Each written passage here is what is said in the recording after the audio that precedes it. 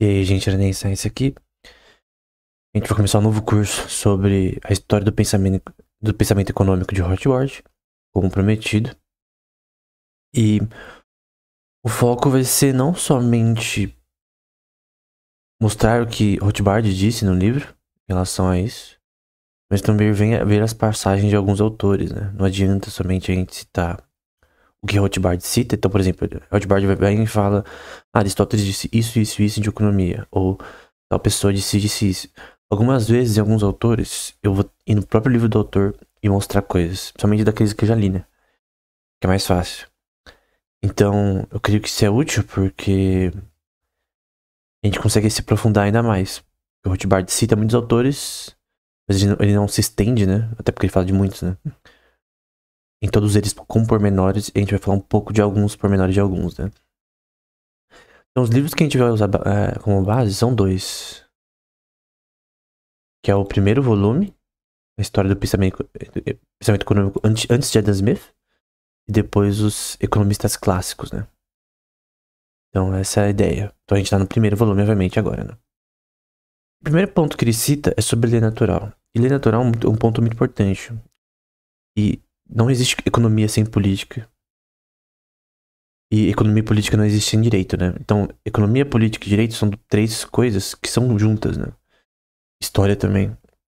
Se tu não sabe elas, tu não sabe economia. Porque se tu precisa de saber o básico de direito, você precisa saber o básico sobre política, né? Filosofia política e tal. Porque tem muitas questões que têm implicações históricas que vêm de questões filosóficas, né?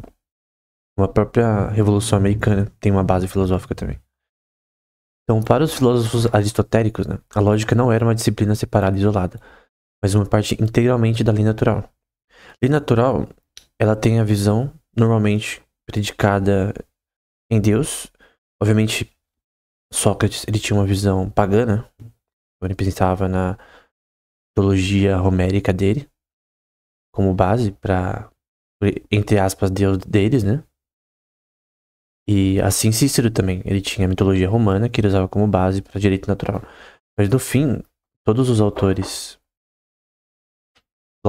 filósofos dessa questão, como Aristóteles, por exemplo, o próprio Cícero, estoicos e outros, eles derivavam de lei natural normalmente crendo em Deus. Os estoicos talvez de uma forma diferente, mas o ponto de vista é esse. Embora alguém pode derivar lei natural mesmo sendo um ateu também. Eu acho que não tem nenhum problema. Porque lei natural tem a ver com razão também, tem a ver com lógica. Tem a ver com... Você não pode ter contradições no direito, por exemplo. Então ele vai dizer, assim, o processo básico de identificar entidades levou na lógica clássica, ou aristotélica, a lei da identidade. Diz que uma coisa é e não pode ser outra coisa senão o que é. No caso que A é igual a A. Isso é óbvio. E a negação de A não pode ser A. Não pode afirmar, negar A e afirmar A ao mesmo tempo. Em um contexto normal, tá? Talvez em outros contextos pode ser que você consiga, mas num contexto normal não. Então a lei da contradição é isso, né? Segue-se então que uma entidade não pode ser a negação de si mesma. Ou dito de outra forma, temos a lei da não contradição. Uma coisa não pode ser A e não será. A não é e não pode ser não há. Então, ou seja, tu não pode fazer uma contradição. Isso aqui tem muita implicação pro direito, né? Então, por exemplo, se eu falar que roubar é errado. Só que tem outra lei que ela não exatamente exclui isso, mas ela diz que em alguns contextos, do ponto de vista de alguma questão social, pode vir a ser amenizado a pena por conta de uma filosofia da questão social, de que para proteger, no caso, o que faz o roubo, né? Isso é uma contradição. Se você tem algo que permite que uma lei que diz que não que é vedado o roubo, né? Que roubar é errado, que você vai ter uma pena por isso. Gradual, né? Obviamente, a pena para alguém que rouba um pão é diferente para alguém que rouba um banco com, sei lá, 80 milhões de dólares fazendo um cyber hack, por exemplo. É óbvio que a pena é diferente. O próprio Aristóteles fala sobre a proporção em penas, né? Proporcionalidade, né? Então, óbvio que tem crimes que eles são piores do que outros, e a pena tem que ser proporcional à questão do crime, à intenção do crime, enfim. Mens rea, né? É um termo legal pra volição, né? Associadas a crime, né? Então, qual que é a volição da pessoa? A volição é muito importante, porque se a pessoa tem intenção de fazer o mal, a pena é maior. E aí tem que ser identificado na substância do caso a mens rea, né? Então, basicamente é isso, né? A negação de P e não P. Essa é a lei da não contradição na forma básica, né? Padrão. Essa forma aqui é padrão. Então, não pode ter P e não P ao mesmo tempo, né? Não pode se contradizer. Você não pode afirmar uma coisa e não afirmar ela ao mesmo tempo. No geral. Ah, mas tal lógica admite a lei da não contradição. Tô falando no geral do ponto de vista prático, né? Na vida real. Então a gente tá falando sobre direito, tá falando sobre a noção de verdade, que verdade não pode ser relativa. Em coisas do tipo. Mas de fato eles devem admitir a afirmação ou a negação de qualquer predicado. Aqui eu tô citando Aristóteles, tá? É o 4. A Metafísica 4007b. Nessa versão aqui do William Heinemann. Mas lembra que a citação é essa parte aqui. Então Aristóteles vai dizer, né? Mas de fato eles devem admitir a afirmação ou negação de qualquer predicado, de qualquer sujeito, pois é absurdo que no caso de cada termo, sua própria negação seja verdadeira. Ou seja, se eu disser que fraude no geral é errado, que você enganar uma pessoa com fins financeiros é errado, é uma afirmação. Eu vou pôr na minha lei isso daí. Se ter outra lei que contradiz isso ou alivia essa questão em alguns casos, tu tá tendo uma interpolação com a lei anterior.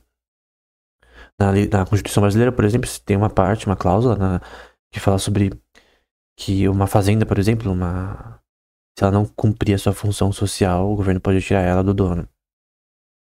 Isso nega a propriedade privada. E é afirmado anteriormente. A Bill of Rights na Constituição brasileira. Eu não sei como é o termo em português. Mas o grande ponto é que tu não pode ter leis contraditórias. E tanto Cícero quanto Platão vai falar que Platão em leis e Cícero em De Legibus e outras obras, como da República, que nas muitas leis não há leis. Se você tem muitas leis, você acaba criando mais brechas. Então a Constituição e a legislação ela tem que ter uma brevidade lacônica, né? Vamos usar um termo que Sócrates usa na República. Ela precisa ter uma brevidade, cumprir sua função de fato de forma correta, mas com brevidade. Mas aí alguém pode dizer, não, mas você tem que ter no mínimo um conjunto de texto suficiente para fazer as questões.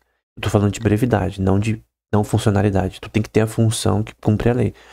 Mas se tu tem muitas leis acima do normal do que necessário, e obviamente você tem que ir podando elas continuamente. Então, bons juristas, eles vão tirar leis, não adicionar novas. Então, eu não olho pra pessoa que adiciona novas leis, mas a pessoa que quebra as antigas. Que poda a legislação no que ela é errada, no que ela não deixa liberdade econômica, no que ela fere liberdade individual, enfim. E a negação de qualquer outro termo que não seja verdadeiro, para que ele não seja verdadeira, né? Então, essa é a lei da não contradição básica de Aristóteles, né? Mas eu vou citar ele mais. Aqui tem outra citação do Metafísica. E uma opinião que contradiz outra é contrária a ela. Isso é óbvio, né? Não pode afirmar uma coisa e contradizer ela ao mesmo tempo. Ou tu fala que roubar é errado, ou tu defende de alguma forma. E do ponto de vista ideológico, por exemplo, ou político, a gente tem essas polarizações, né? Isso é normal, cara. Porque tu tem duas ideias que são contrárias umas às outras. Elas não podem coexistir. Alguém de centro, talvez, permita algumas coexistências de algumas questões políticas.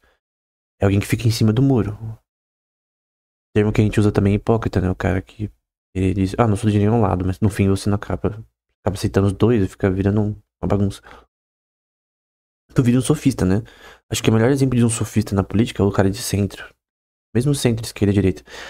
Tu tá basicamente ficando em cima do muro e não tendo um lado, né? Embora eu sei que nenhum lado seja um monolito, né? Então claramente é impossível para o mesmo homem supor ao mesmo tempo que a coisa é e não é. Pois o homem que cometeu esse erro teria duas opiniões contrárias ao mesmo tempo. Ele tá falando sobre opiniões. Até do ponto de vista de argumentativo. Também metafísico da questão de verdade, né? A verdade é uma questão. Obviamente ela não existe na minha mão aqui, que nem um. Tô segurando um copo na minha mão nesse momento, por exemplo. O copo existe, está na minha mão. Eu consigo vê-lo, tocá-lo e tal. É feito de matéria e tal, e coisa do tipo. Só que existem coisas que não são palpáveis, né? A verdade, por exemplo, eu não consigo segurar ela na minha mão e falar, ó, aqui o certo e errado na minha mão. Ela é uma coisa que ela é uma forma, né? Do ponto de vista da teoria Platão de formas, que é uma questão linguística, né? A teoria das formas de Platão é uma questão linguística. Tu tá dizendo que tem coisas que elas são ideias, elas existem na nossa mente, e do ponto de vista teológico, até de Aquino que eu tava lendo antes, e ele na questão 16, 15 na verdade, é sobre ideias, né? E ele fala, né, que todas as ideias elas têm predicado em Deus. Agostinho também fala isso. Elas pré-existem em Deus eternamente. Então todas as ideias possíveis e inimagináveis que o ser humano veio a conceber ou que poderia vir a conceber, Deus já, na sua mente divina onisciente, sempre as teve. Então nenhuma ideia nova. E obviamente Deus também, ele já tinha a ideia de que certo e errado. Ele sempre teve, obviamente, porque Deus é eterno, atemporal e tal. Então o certo e errado sempre existiu, justiça sempre existiu, verdade sempre existiu. Então é uma coisa diferente de alguém naturalista, né? Que acredita que a lei é in re. Que ela existe no momento que nós concebemos ela. Do ponto de vista teológico, a gente acredita em re. Eu acho que, não sei se é assim. É em re. A gente acredita que é anti-re, né? Do ponto de vista teológico. O anti-re, que antes da realidade, você concebeu uma ideia, Deus já tem ela no querendo ciente. E essa é a visão de Aristóteles no ponto de vista pagão dele, né? Obviamente. Então, Aristóteles, ele acreditava. Metafísica mostra isso. Ele acreditava em um ser divino, só que do ponto de vista pagão, né? Não é no ponto de vista. É óbvio que não é do ponto de vista cristão, né? É do ponto de vista pagão. Assim como Cícero, assim como outros. Mas todos eles defendiam o direito natural com base nisso. Então por isso que eu tô citando. Então eles não defendiam o direito natural fora dessa questão. Então a lei da não contradição. Portanto, todos os homens que estão demonstrando alguma coisa se referem a isso como uma crença última, pois é por natureza o ponto de partida de todos os outros axiomas também. Ou seja, se eu disser, ok, propriedade privada é um direito de todo ser humano, ou que todos são iguais perante a lei. Se tu disser o contrário, nós estamos entrando em uma polarização, né? Eu tenho uma opinião e você tem outra. Tu tá dizendo que não são iguais, eu tô dizendo que todos são iguais perante a lei. Do ponto de vista positivista, se a maioria das pessoas concordarem em um dos pontos, meio que elas decidem a verdade. Então, no ponto de vista positivista, a verdade é relativa em relação aos observadores, né? Aos seus agentes. Do ponto de vista de direito natural, ela é absoluta e eterna, predicada em Deus. E mesmo se você não crê em Deus, tu tem que acreditar nisso, porque senão as leis basicamente são inúteis, cara. Tu entra no niilismo. Porque basicamente eu não posso afirmar que uma lei ela é justa ou não, porque a verdade é relativa na visão deles.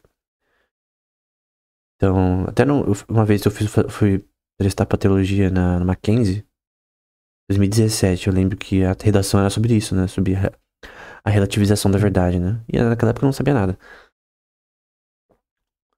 sobre essas coisas, mas eu lembro que eu falei, cara, é impossível que a verdade seja relativa. Então, eu não estudava muito naquela época, né? Mas na minha cabeça ali eu já.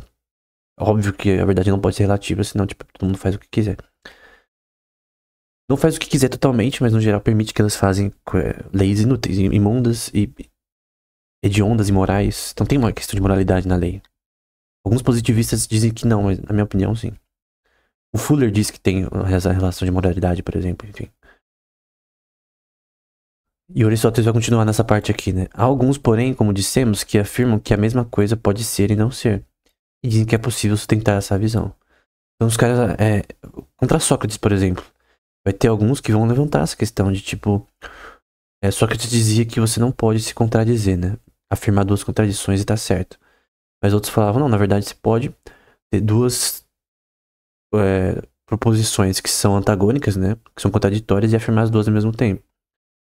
Anaxágoras, por exemplo, vai ser citado por Aristóteles como uma questão de teoria de mixing, né? De uma mistura entre proposições que permite essa relação continuamente. Mas o Aristóteles vai dizer, cara, isso não é possível. Porque se tu afirmar isso e tu querer aplicar isso, porque a gente não tá falando só sobre teoria, né? Tu tem a teoria de boa. Qual a aplicação dela? Na vida real? Nenhuma. Porque se tu tá dizendo que duas proposições, elas podem ser falsas e verdadeiras. Por exemplo, na matemática, eu disser que A é igual a B nesse contexto. Vamos supor que A é igual a 2 e B é igual a 2. Eu não posso afirmar que ao mesmo tempo, por exemplo, numa linguagem de programação, no Python da vida. Se tu declarar duas variáveis e elas têm valores diferentes e tu tá tentando fazer uma relação de igual, vai bugar. Tu não pode, por exemplo, também colocar uma mesma relação em duas variáveis, que senão vai bugar também. Tu não pode ter contradições numa linguagem de programação. Na programação, porque senão dá erro, né? Então tu tem que entender que isso tem aplicações na prática. Até pra type theory, né? Porque pra linguagem de programação, a gente vai pra lógica e type theory. No caso, tem a ver com tu usar tipos linguísticos, né? Pra fazer programação. Basicamente é isso. Programação na prática é lógica, né? Em tipos. Então tu transforma qualquer sistema matemático, né? Qualquer equação, algoritmo, né? Como MDC, menor divisor comum, né? Ou o crivo de Aristóteles. Tu consegue... Em uma máquina de Turing universal você consegue computar qualquer algoritmo.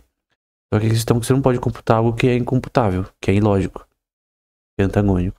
Tu não pode afirmar que A é igual a B depois que A é diferente de B na linguagem de programação. O sistema vai falar, ó, tu tá maluco, cara. O sistema não vai computar, porque é impossível computar algo que é incomputável. Então muitos, até mesmo os físicos, adotam essa teoria, ele vai dizer, né? Físico da época, tá? Não tem nada a ver com físico hoje em dia. Mas nós apenas assumimos que é impossível ser e não ser ao mesmo tempo. E por esse meio provamos que este é o mais certo de todos os princípios. Alguns de fato exigem que a lei seja aprovada, mas isso deve à falta de educação, falta de discernimento, né? Então, tu tem que provar a lei da não contradição, sendo que ela é óbvia, cara. É óbvio. Tipo, algo não pode ser... A não pode ser menor que B, no geral, tá? Em algum contexto diferente matemático pode ser diferente. Mas A não pode ser menor que B e maior que B ao mesmo tempo. Ou ele é um ou outro. Pode ter mudanças temporais, mas num determinado momento, essa relação ela tem que ser clara, né? Maior, menor, igual. Então, senão a gente tem um problema, a gente tem um problema que não pode ser resolvido. E a matemática é uma linguagem, né? Então, se você pode inferir erros no ponto de vista da linguagem semiótica matemática, tem uma questão semiótica da matemática. Os símbolos também terem uma relação de proposições de dedução verbal. Eu posso dizer com palavras A é menor que B. Eu posso escrever isso por extenso. E A é maior que B, A é igual a B. Eu posso escrever por extenso. Eu não preciso usar símbolos como esses. Então, tem uma paridade relacional de um isomorfismo entre linguagem, homeomorfismo semiótico entre linguagem e entre matemática, linguagem e matemática, do ponto de vista semiótico, né? Semiótico tem a ver com regras e símbolos que permeiam a linguagem. Então, por exemplo, eu estou usando aqui A igual a B, A é diferente de B, eu estou usando símbolos que derivam algo que eu posso escrever por extenso. Eu posso escrever num papel com letras e palavras, A é igual a B, A é diferente de B, enfim, etc.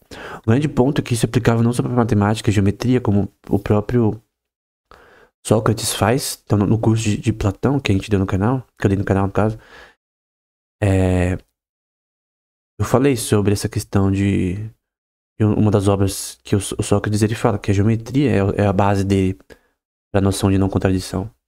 Porque Sócrates também fala sobre isso. Não da mesma forma que Aristóteles, mas ele disse que, tipo, a minha forma de falar, Sócrates falando, né, tem com base em que eu não posso afirmar duas coisas diferentes ao mesmo tempo, né?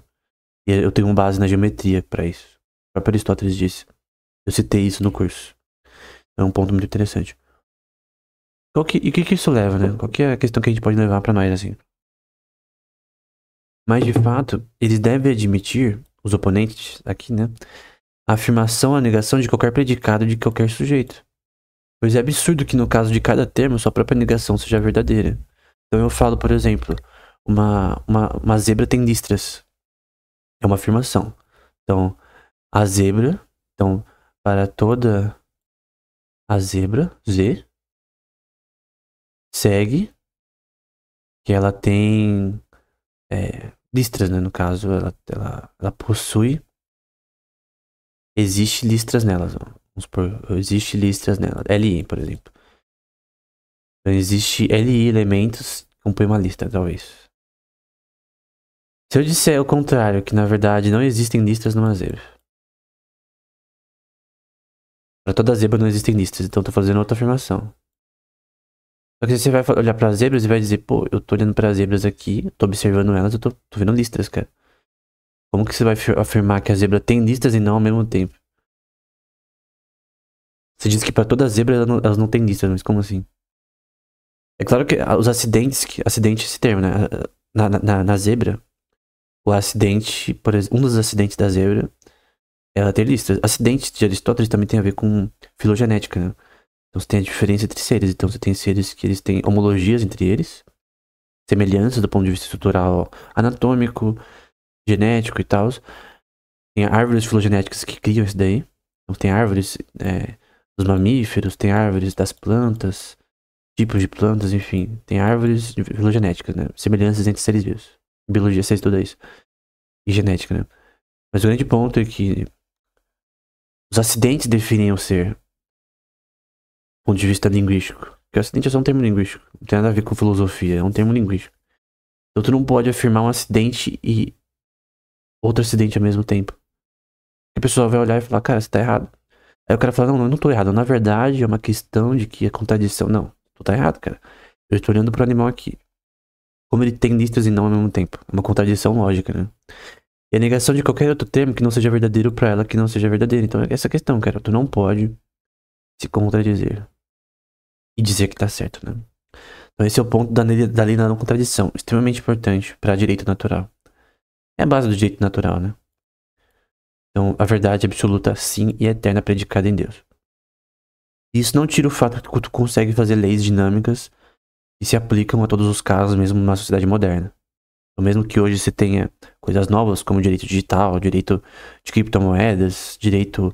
que agora você tem até, por exemplo, sistemas de supply chain com blockchain, ou NFT sendo usado para dar papel de casa e aluguel de casa. Em tudo isso, tu consegue ainda usar direito natural para fazer as leis. Então, alguém pode afirmar que o positivismo ele é mais dinâmico para o mundo moderno. Isso é uma falácia. Uma falácia. Uma faceta fundamental da vida política grega era que a cidade-estado era governada por uma oligarquia rígida de cidadãos privilegiados, a maioria dos quais eram grandes proprietários de terras. A maior parte da população de cidade-estado era composta por escravos estrangeiros residentes. Aqui ele está citando o Rothbard, né? Na página 6, essa questão de como era a vida na cidade grega, né? Estado grego. Que geralmente realizavam trabalhos manuais, empreendimentos comerciais. Então a economia grega, ela infelizmente permitia até de escravos de guerra, né? E coisa do tipo. Até também voluntário, né? Uma pessoa que entra numa pobreza extrema e se torna escravo por livre e espontânea vontade por um tempo ou não. Outras por outras razões, enfim, mas a questão é que a maioria da população era escravos na época, né? Na Grécia, né? Ou na Roma Antiga também, enfim, posteriormente. Algo que obviamente é imoral. Mas o grande ponto é que a economia deles era bem diferente da nossa hoje em dia. E normalmente, principalmente Platão e o Rothbard falar sobre isso, ele, principalmente em República, ele é bem estatista. A visão de Sócrates de Estado era bem controladora, né? Então a gente vai fazer uma república, ok, mas como que vai ser? Então ele dizia, a gente vai controlar a música, a gente vai controlar a educação, a gente vai controlar o que pode ou não ser ensinado. Isso acaba sendo um problema, que a gente vai ver em Lao Tzu, por exemplo. Tu não pode tentar tirar a liberdade das pessoas tentando se achar o bambambam que consegue dominar tudo, né? O ser elevado, né? Que consegue definir tudo. Então, eu tô citando alguns livros que são relevantes nesse contexto. Tem a Constituição Ateniense do Aristóteles, eu creio que é de um discípulo dele. Muito bom esse livro, fala um pouco da história de Atenas, os ciclos econômicos e políticos de Atenas. Acho que mais ciclos políticos, né? Tiranias que houve, a tirania dos 30, posterior à queda do Peloponeso. Tem várias coisas interessantes aqui. A democracia de Clístenes, tem muitas questões. Dizem que tem a ver com palestras que os discípulos de Aristóteles pegaram e redigiram, né? Mas enfim, não sei. Tem a Constituição Espartana, do Xenofonte. Xenofonte que também tem um bom livro sobre economia. A Política de Aristóteles também ele vai falar um pouco sobre economia. Ele vai dividir a economia da época em reis, sátrapas e governadores, né? E o sátrapa era tipo, por exemplo, Daniel na Bíblia era sátrapa, lá da Babilônia. Um sátrapa, ele tinha uma distinção em outros governadores, que ele governava ele basicamente cuidava da economia do sistema do país. Economia do ponto de vista agrário, do ponto de vista estrutural. Então, obviamente, uma economia agrária ainda naquela época. Então, o sátrapa ele tinha uma relação econômica maior do que um governador comum. Daniel era isso, por exemplo, na Babilônia. De Nabucodonosor e de outros. E de Xerxes não, perdão. De Dário, o Medo. E de Belsazar também, mas Belsazar também durou menos tempo, né? Ciro eu não sei. Eu não lembro, acho que sim também. Acho que de Ciro. Não sei se ele continua sendo, não lembro não. Aí você tem a República de Platão, que eu já citei. Cita muito Natural Law, tá? Tu tira direito natural só de da República já é o suficiente pra você já fazer um artigo sobre, né? A Econômica de Aristóteles fala um pouco sobre moralidade na economia. E On Revenues, ou também traduzido como Ways and Means, né? A versão que eu li chama Ways and Means. Caminhos e Maneiras, né? Que é o livro do Xenofonte, que ele fala, por exemplo, que a prata ateniense é mais pura. Que ele fala sobre funções de produção. Já é um livro de economia, assim, de certa forma, né? Não é só mais uma economia da casa, da vida. Então você tem o direito natural dos autores clássicos, né? O Rothbard vai dizer, a filosofia clássica de direito natural, portanto, nunca chegou à elaboração posterior. Primeiro na Idade Média e depois nos séculos 17 e 18, dos direitos naturais do indivíduo, que não podem ser invadidos pelo homem e pelo governo, né? Então você não tem uma evolução tão grande quanto, por exemplo, em Aquino e outros autores, né?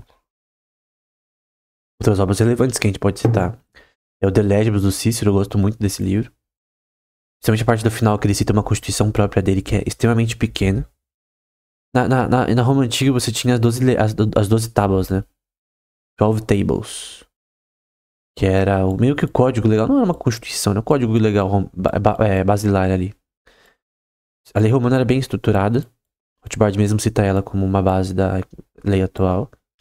Em alguns aspectos, sim. Somente a Corpus Juris Civilis, só que a Corpus Juris Civilis é muito posterior. Muito, muito, muito. Direito legal romano é um tema complexo, porque você tem a Roma, ela durou muito tempo, né? Então, desde dos 7 monarcas até... 9. 7 ou 9 monarcas iniciais. Até a República. Depois o Império. Depois a queda. Depois vem a Igreja Católica Romana em relação a essa questão das leis que ainda se desenvolve a Idade Média.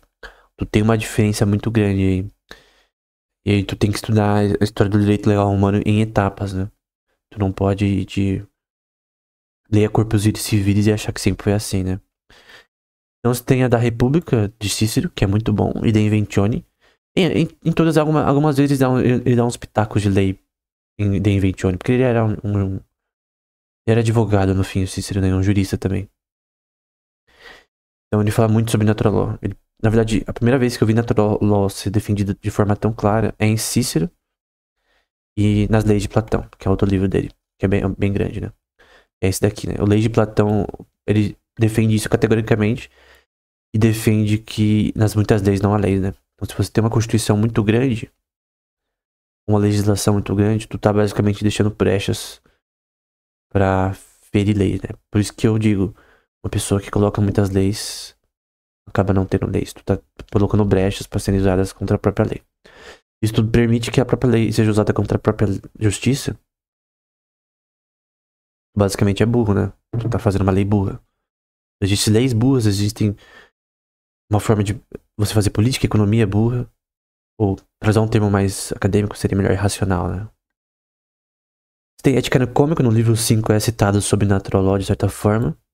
Metafísica, no livro 12 e outros livros, ele fala não sobre a lei da contradição, mas toda a lógica de argumentos em Aristóteles, ele tem uma questão da lei da contradição aí, né?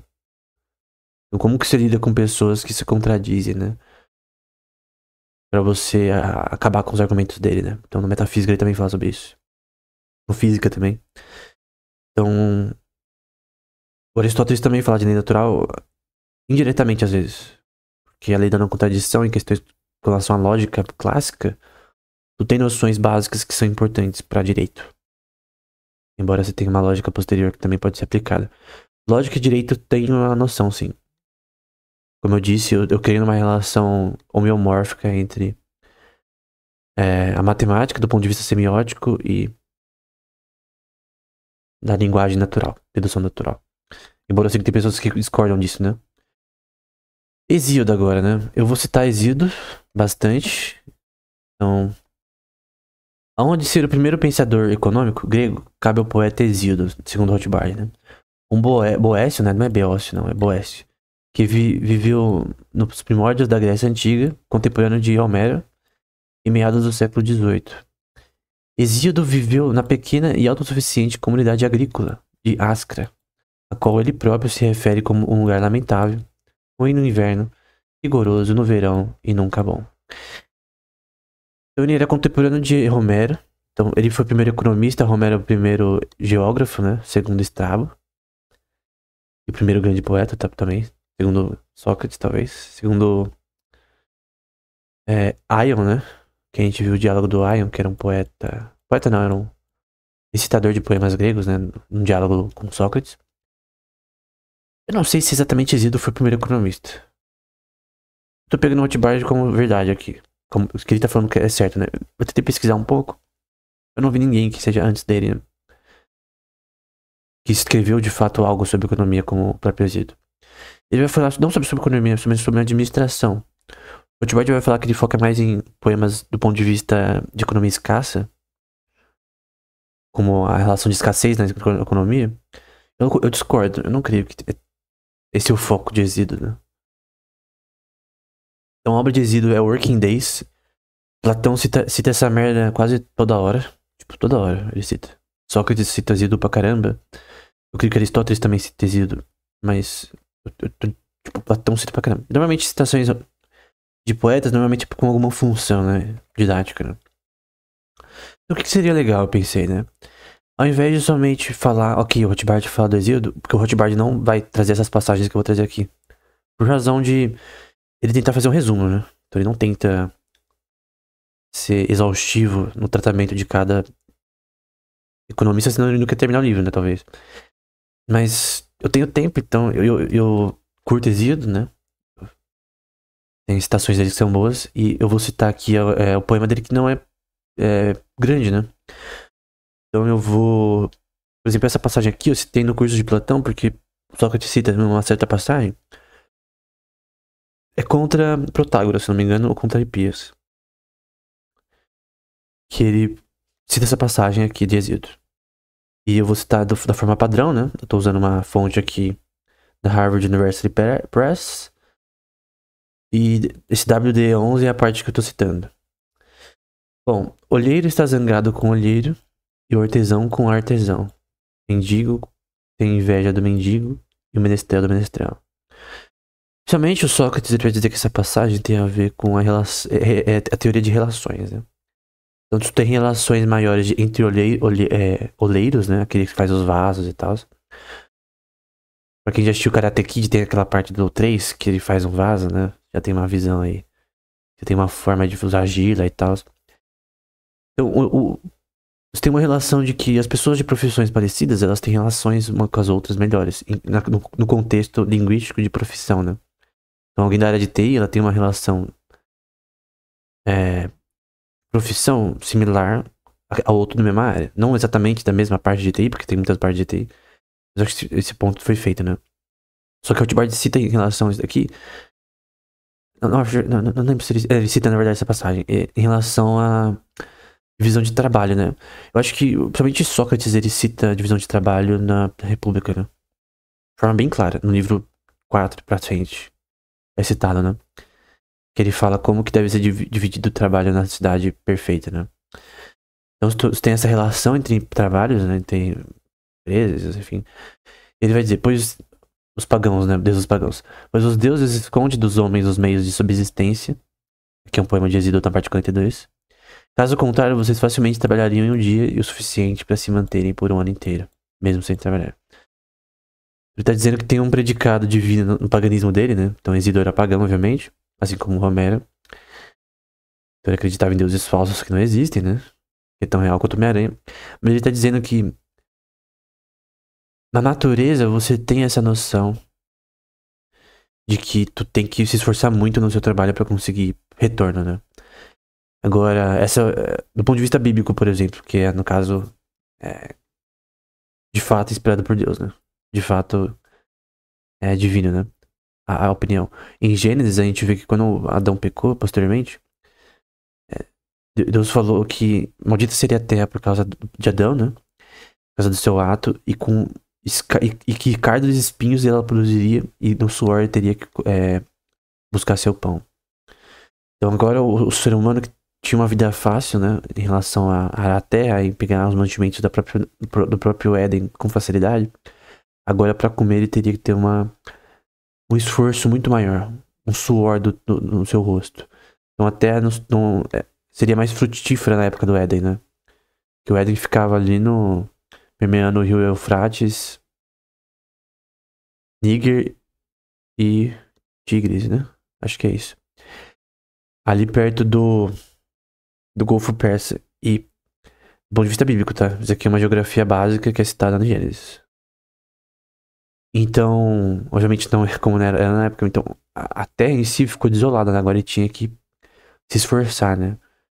E posteriormente, anteriormente, o Adão, ele não tinha que caçar animais.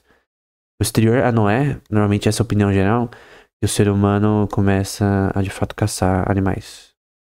Então teve um hiato aí, do ponto de vista bíblico pré-diluviano, que isso não era feito do ponto de vista de caça normal, né? Você come carne, no caso. Então normalmente é visto como posteriormente não é. Normalmente. Porque faz sentido, porque a passagem cita isso, né? Tem uma passagem que cita isso. Mas o grande ponto é que Hesíodo tá falando algo que é óbvio pela razão humana. Tu consegue derivar isso da razão humana. Que a subsistência, ela vem de muito esforço.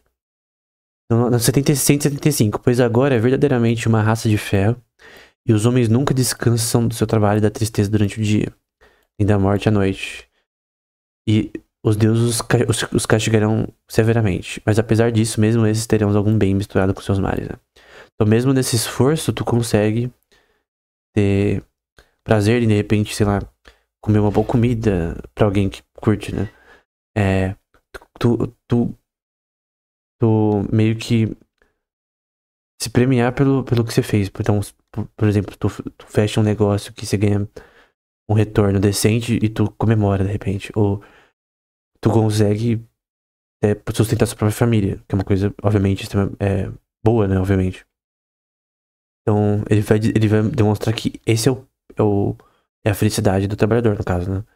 De, com o seu ganha-pão, conseguir não só sobreviver, mas dar satisfação pra sua esposa, filha, enfim.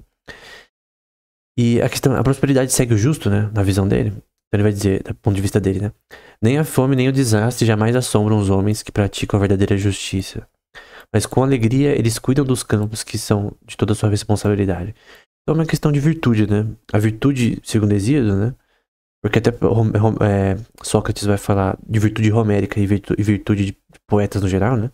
Então cada poeta ele tinha a visão de mostrar a sua forma de viver, a sua forma de vida. Então Hesíodo, nesses poemas, ele não tá dizendo algo que é aquém dele. Ele tá dizendo algo que é próprio dele. Então a visão dele de vida. Pode estar errado em muitos contextos.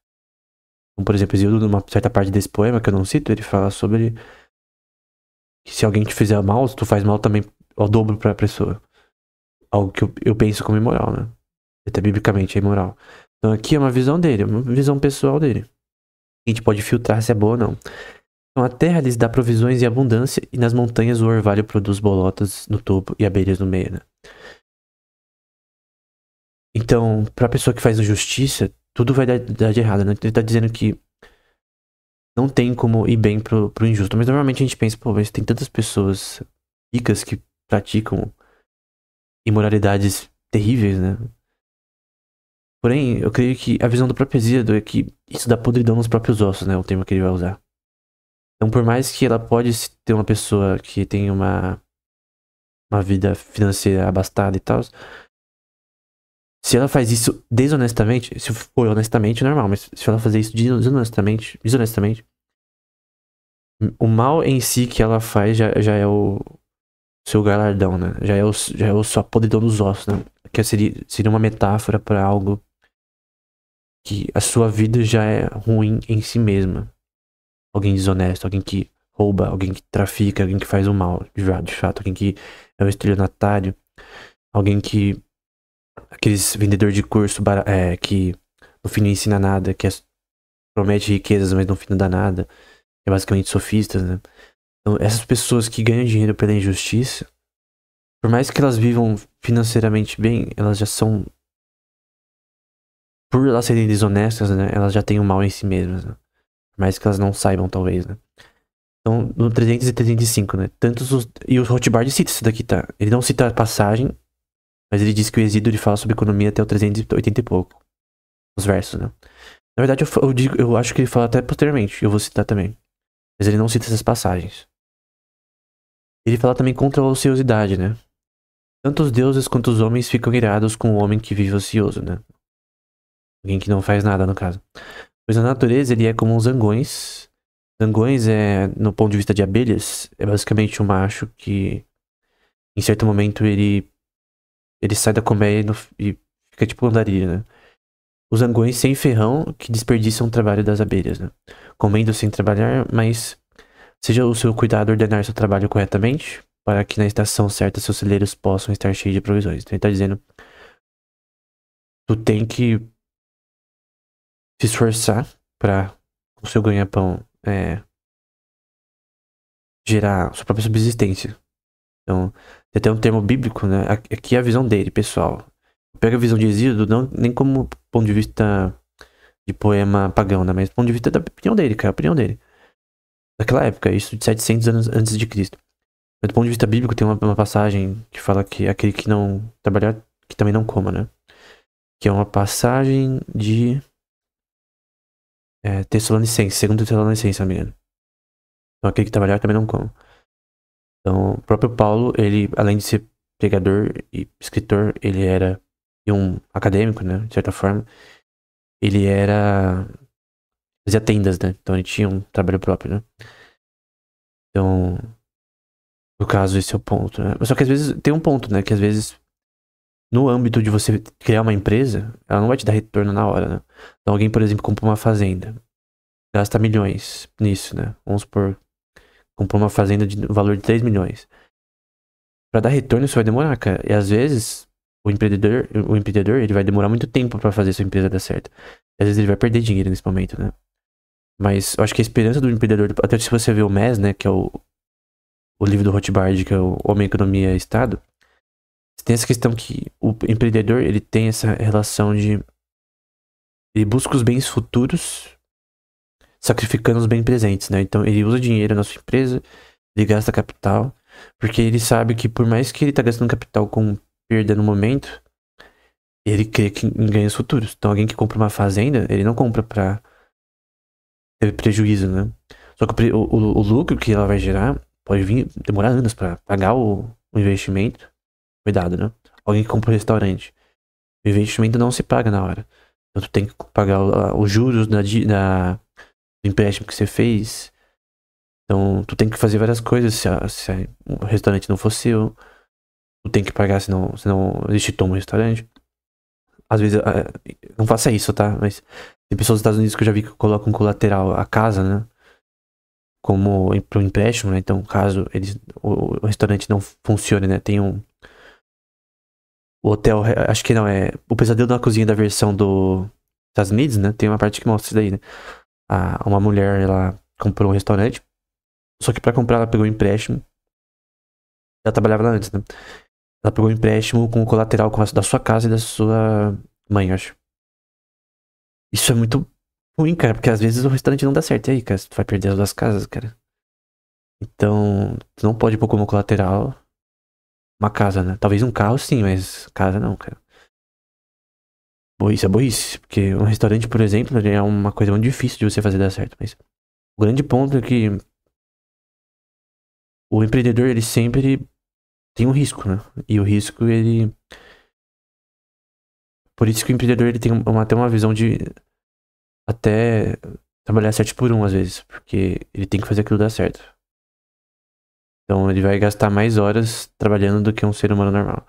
Até talvez do ponto de vista de trabalhista, seria até ilegal ele fazer as pessoas trabalharem o tanto quanto ele trabalha, porque simplesmente pra fazer ele dar certo, ele tem que virar à noite, ele tem que trabalhar várias horas por dia. Às vezes não tem descanso, isso é normal, cara. Então alguém que tá criando uma empresa, às vezes a pessoa vai ter que ir das 9 às 11 todo dia, não tem descanso nem sábado nem domingo. E é isso, cara. Tipo, isso é algo normal pra alguém que vai empreender. Porque em várias funções de produção, tu tem que produzir, e dependendo do setor, tu tem que. Não é nem questão de vencer o ócio, tu tem que ser mais até do que o próprio que é normal. Então ele vai dizer, né, o trabalho não é uma desgraça. A ociosidade que é uma desgraça, né? Então a ociosidade é você não fazer nada, né? Então, obviamente tem pessoas que elas vão demorar pra ter retorno no negócio, né? Mas acho que não é errado alguém dizer que alguém que não tem retorno ainda não está trabalhando, né? Porque o trabalho é produção, uma hora ou outra vai ter retorno, né? Então, de repente uma empresa, ela tá falindo, mas as pessoas estão trabalhando lá ainda. E se isso vai falir ou não, se vai dar retorno num certo momento ou não, o grande ponto é que eu creio que qualquer forma de produção, ela é um trabalho no fim, né? E obviamente o empreendedor sempre busca o retorno no fim, né? Ele vai dizer, né? Mas se você trabalhar, os ociosos logo o invejarão, à medida que você enriquece, pois a fama e renome acompanham a riqueza, né? Eu poderia até citar provérbios bíblicos sobre isso, cara, porque, por que pareça, a Bíblia fala muito sobre economia. Muito, muito, muito, muito. Salomão fala muito sobre economia, cara. Muito, cara. Ele vai falar, por exemplo, em Eclesiastes e Provérbios sobre a questão de que é, sobre a própria preguiça, né? Ele vai ter com a formiga, ó preguiçoso, né? De um dos provérbios, né? Considere os seus caminhos e ser sábio, né? Olhar pra formiga, porque a formiga, ela não tem líder, mas ela trabalha sem parar e tal. Em relação de feromônios entre formigas, em relação à comunicação entre elas. Mas tu tem, de fato, uma... Eu lembro de uma vez, eu tava indo pra igreja, muito tempo atrás, e numa fenda da rua, na rua, na calçada, tinha uma fenda. Uma fenda, que tinha terra na fenda, e várias formigas de 6 horas da manhã, levando lá folhinhas lá pra sei lá onde, né? Então as formigas, elas têm um papel muito importante do ponto de vista, como posso dizer, biológico, né? Ecológico, né? E até barata tem efeito ecológico, cara. Barata fixa oxigênio numa fazenda. Qualquer livro de agricultura vai falar isso. A questão de oxigênio é muito importante pra planta, pra plantação, né? E baratas fazem isso. Então, tu às vezes pensa que o animal é inútil, mas na verdade não, cara. Tudo que Deus criou no geral é útil, né? Obviamente.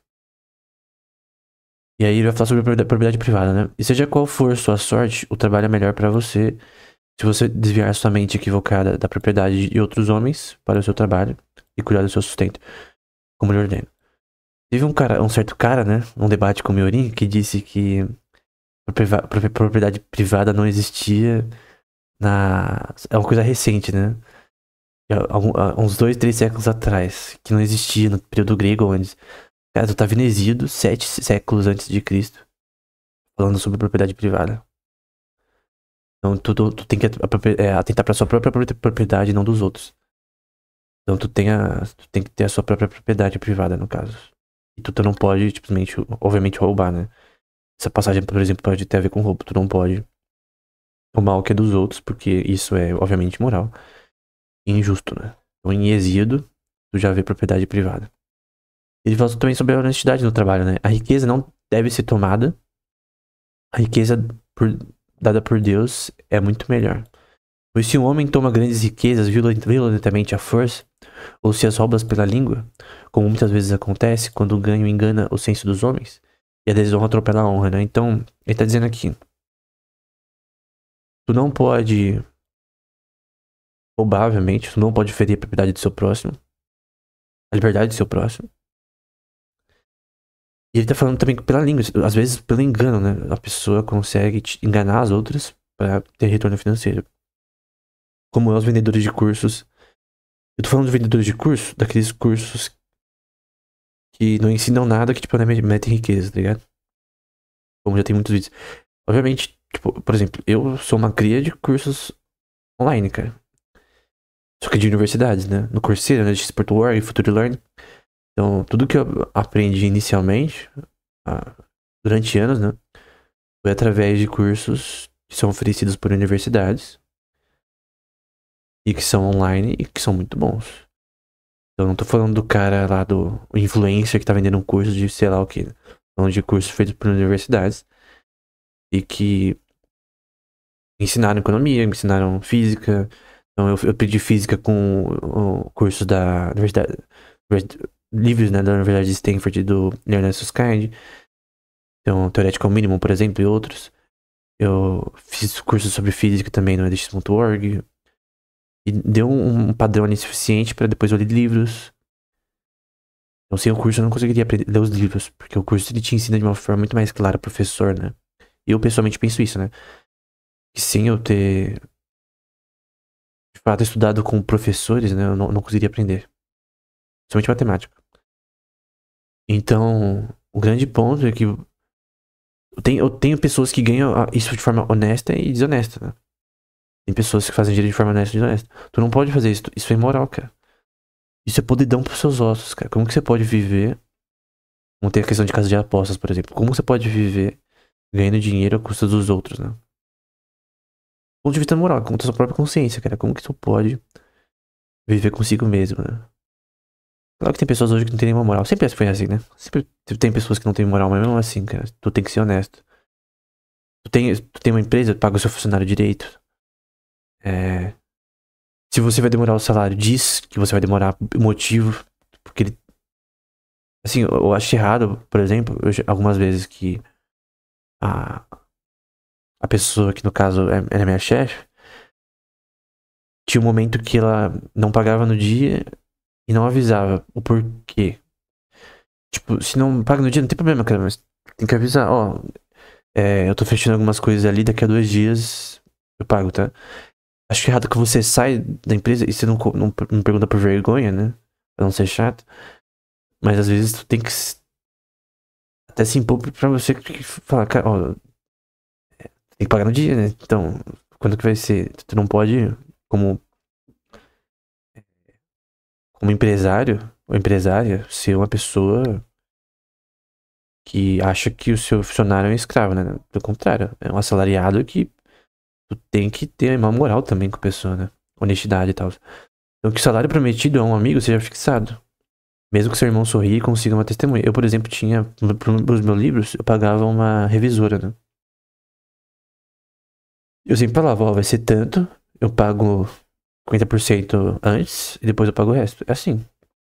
Então era acordado antes de uma forma clara, eu sempre pagava, né? Pra ela revisar o livro. Os livros do passado, né? Agora eu mesmo reviso, né? Mas é uma questão de justiça, né? Pois a confiança e a desconfiança igualmente é ruim nos homens, né? Então você não pode ser desonesto no seu trabalho, né? Na sua empresa e tal. Ele fala também sobre salários justos, né? Mais mãos significam mais trabalho e mais lucro. Se o coração deseja riqueza, não necessariamente, tá? Às vezes, tu tem mais pessoas, mais capital humano, tu vai ter mais prejuízo. Mas enfim, ele falou uma generalização. Se o seu coração deseja riqueza, faça essas coisas e trabalhe com trabalho após trabalho. Quando tu quer o bagulho, tu vai ter que se esforçar, mano. E aí é simples. É puro esforço. Esforço. Puro esforço. Essa é a noção de desvio de trabalho, né? Então, ele diz, por exemplo, Perse, tolo, faze a obra que os deuses ordenaram para os homens, para que não sucumbas à amarga angústia de espírito com tua mulher e filhos, né? Então tu quer, principalmente pra quem tem filho e mulher, né? Tu tem que se esforçar agora por uma razão, né? Não é só mais você, né? Porque às vezes pra nós mesmos a gente tá nem aí, tá ligado? Sei lá, você ter arroz. Eu lembro de uma passagem do próprio John Bunyan, né? Que ele disse mais ou menos assim, né? Pra uma oração pra Deus, né? Se eu tiver apenas feijão no meu. Como comida, né? Que eu ainda sigo a ti, mais ou menos assim, eu tô parafraseando, né? Não é bem isso, mas. Você serviria a Deus mesmo se só tivesse feijão, né? Por muito tempo. Como comida, né? Então. Através do esforço, cara. É esforço bruto. No meu próprio negócio aqui, né? Na minha editora. Minha editora, no caso, né? Porque o canal não é a minha empresa, mas assim, é a minha editora de livros. É. É um esforço que é bem. Bem assim. Bem assim. Difícil, né? Eu posso dizer. Que tem muitos livros, cara, que. Principalmente sobre economia de Star Wars e também. Sobre teologia também. Tem vezes que eu tinha que ficar das 9 até as 11 todo dia. E sem pausa, praticamente. Pausava alguma coisa pra fazer comida e tal, mas a pausa era quase nunca. Então, isso por ano, já, acho que por 2 anos já. 1 ano e meio, mais ou menos. Eu tô focando apenas nisso. Anteriormente, trabalhando e fazendo isso, né? Por 6 anos. E, tipo, eu vou lançar o livro 30 já. No canal. Eu tô terminando o 29, que eu já publiquei, mas eu tô pondo mais páginas. Mas eu já vou pro livro 30. Só que esses 30 livros não apareceram do além. Em acho que 7 anos, vai. 8 pra 7 anos de trabalho ali. Esses livros não apareceram no além. Tem livro de 900 páginas. Não foi fácil ele aparecer. E, cara, tem vezes que, tipo, você sente que você não consegue se mexer, porque você fica muito tempo sentado, né? Fica muito bom você fazer exercício, quem estuda bastante, escreve por muito tempo. Porque pra tu aguentar ficar muito tempo na cadeira escrevendo, tu tem que ter também um estado físico bom, né? Mental. De ficar horas sem parar, né? Então não é fácil, cara. É difícil. E é uma coisa complexa. Então, qualquer trabalho que, principalmente que se é autônomo, né? Eu creio que é assim, né? Ele vai dizer, né? Não deixe o seu trabalho pra amanhã, ou depois de amanhã. Eu penso muito nisso, cara. Eu tinha na minha empresa que eu trabalhava. Na empresa não, numa empresa que eu trabalhava, como funcionário, né? Tinha uma. Eu lavava banheiro lá também, né? E eu lembro que às vezes eu ficava irritado que me falavam que eu tinha que ir logo, eles me apressavam, tá ligado? Mas era a minha chefe e uma outra moça que era muito firmeza que falava isso, né? E eu ficava, cara, para de me apressar. Tipo, eu não vou fazer mais aula de você me apressando, mas isso foi bom, na verdade, porque isso me ensinou uma coisa, que tu tem que, de fato, fazer as coisas com qualidade, mas tu não pode falar, por exemplo, eu poderia postar vídeos uma vez por mês, uma vez por semana. E eu poderia postar livros uma vez eu poderia escrever menos livros, por exemplo. Eu poderia escrever menos páginas por mês, enfim. Mas como que a minha editora vai crescer se eu não publicar, né? Eu não publico tradução, publico só livro meu. Como que faz? Eu sou da visão, eu tenho que fazer o mais rápido possível, com qualidade, né? Eu oro a Deus por isso, no caso, né? Quero fazer o mais rápido possível, com qualidade. Por exemplo, uma coisa. Quem chegou até aqui vai saber sobre isso, cara. Eu não tinha lido o Concebido de Liberdade antes de dar o curso. Eu fiz esse curso e li o livro inteiro, 2.000 páginas, em uma semana. Eu li o livro e ia fazendo os slides enquanto isso, né? Então eu pegava uma passagem, a página, ia fazendo os slides. Eu fiquei fazendo assim. Até terminar. 2.000 páginas uma semana. E o curso. E gravar o curso. Agora, foi muito rápido? Foi. Na verdade, não foi uma semana, foi uma semana e 2 dias, né? Mas, obviamente, foi difícil, cara. Mas eu poderia falar, eu vou dar isso daqui em um mês. Ou 2 meses. Eu poderia demorar pra publicar. Mas eu falei, cara, eu vou fazer isso o mais rápido possível, porque aí eu consigo produzir mais posteriormente. E também eu quero usar os slides que eu usei desse curso, né? Porque eu usei citações pra escrever um livro, né? Sobre esse tema. Usando como base o livro do Hotmart. Então não é só pro vídeo, né? Vou escrever um livro que eu vou vender, no caso, né? Na Amazon, com relação a isso. Eu sempre tenho esse pensamento também. Eu não posso deixar pra amanhã, eu tenho que fazer hoje. Eu não ligo pro futuro, eu ligo pra agora. Tipo, o que eu posso fazer hoje pra terminar o meu trampo o mais rápido possível. Pois o trabalhador preguiçoso não enche o seu celeiro, né? Então imagina se eu, por exemplo, não tivesse me esforçado pra escrever outros livros que, na verdade, eu tive que ler muito no passado, principalmente princípio econômica. Tive que ler muita coisa de Star Wars, por exemplo. Eu tive que ler muitas obras em outros contextos. Eu não teria o livro publicado, cara. Então, nem aquele que adia o seu trabalho. Então, você não pode adiar. Tu tem que fazer o mais rápido possível. É claro que você tem que descansar. Então, tem uma passagem bíblica que diz, né? Que é inútil. Acho que é o Salmo 127, não lembro. Tipo, é inútil você perder o sono porque Deus dá para o seu descanso do seu trabalho, né? É mais ou menos isso, uma paráfrase. Então tu tem que descansar, obviamente. Tem vezes que você não vai poder descansar, mas no geral tu tem que descansar, né? Tu tem que dormir, tu tem que ter o seu entretenimento diário, que você de repente assiste o Netflix da vida, você tem que descansar, senão você não consegue nem ter eficiência no seu trabalho posteriormente. Tu vai ter uma produção menor futura se tu não dormir, se tu não descansar. Mas o ponto é que no fim tu tem que ser diligente, né? A diligência faz o trabalho correr bem. Mas o homem que adia o trabalho está sempre às voltas com a ruína, né? Tem passagens de provérbios que também falam sobre essa questão. Ele fala um pouco mais sobre moral, né? No 695. Traga para sua casa uma esposa. Isso aqui o cara falando 700 anos antes de Cristo, né? Quando você tiver a idade certa. Aí ele fala qual que seria a idade certa, né? Não muito abaixo dos 30, nem muito acima. Essa é a idade certa para o casamento. Eu achei estranho alguém 700 anos antes de Cristo falar isso, né? Porque ele tá falando aqui, não muito abaixo dos 30, nem muito acima, né? Então, entre 30 e poucos anos, é a idade ideal, né? Então, o Cantillon também fala isso, cara. O Cantillon, ele fala dessa questão econômica, em que às vezes, dependendo da situação econômica de uma certa região, que as pessoas de fato casam mais tarde, porque elas demoram mais pra ter um retorno suficiente pra comprar uma casa, pra ter uma vida sustentável, né?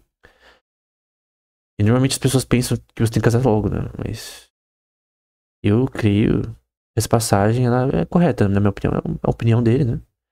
Eu não creio que ela é incorreta. Eu creio que na verdade tu tem que. Eu acho que não tem nenhuma necessidade de alguém precisar as coisas, né? Para um homem, né? Para uma mulher não, porque tem uma questão biológica na mulher, né? Que ela tem uma idade melhor pra ter filho. Então depois dos 30 anos fica mais complexo, né? Hoje em dia não, porque você tem mais medicina e tal.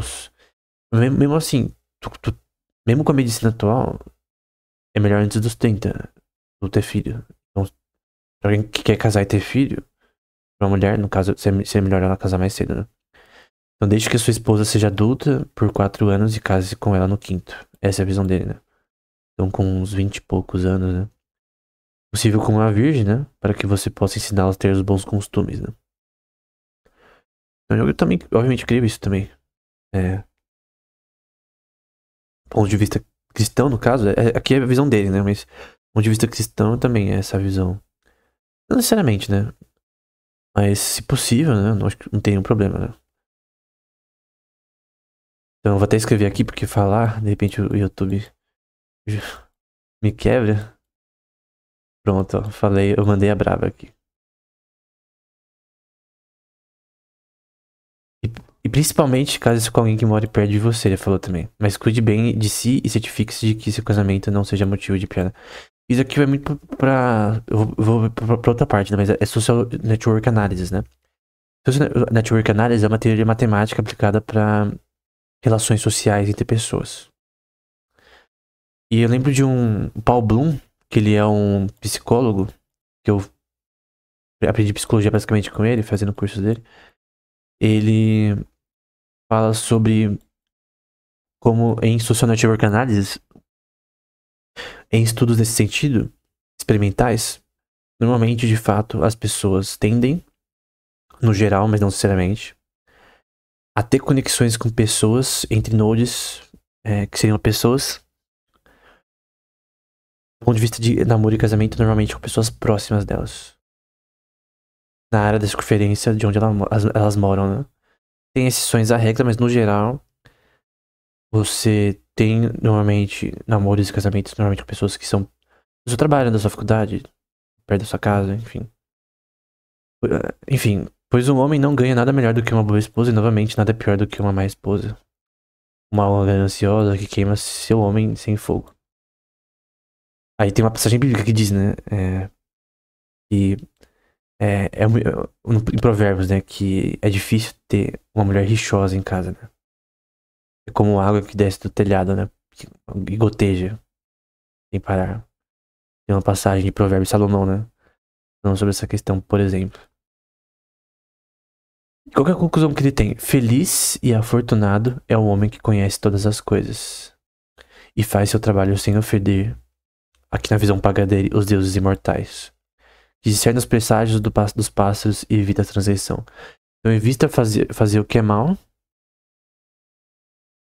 e evita o que é ilógico, na verdade, né? O que é injusto, o que não é bom, né? Uma pessoa que é dirigente, né? Então a gente não sabe o futuro, né? Tô citando sempre o Messi porque o Messi sabe falar sobre isso. O empresário, ele tem uma visão que ele não sabe o futuro.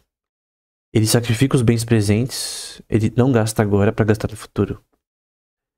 Ele sacrifica ganhos agora pra ganhos futuros maiores. Então ele vai investir capital numa fazenda, mas ele não sabe se essa fazenda vai dar retorno. Ele pega uma fazenda falida, ele não sabe se vai ter um desastre natural, não sabe se vai ter uma recessão econômica que vai impedir o fluxo de caixa dele. Que nesse caso de agricultura, você precisa de um fluxo de caixa grande, né? Vai ficar até negativo constantemente. Indústria, assim, né? O Warren Buffett fala sobre essa questão já.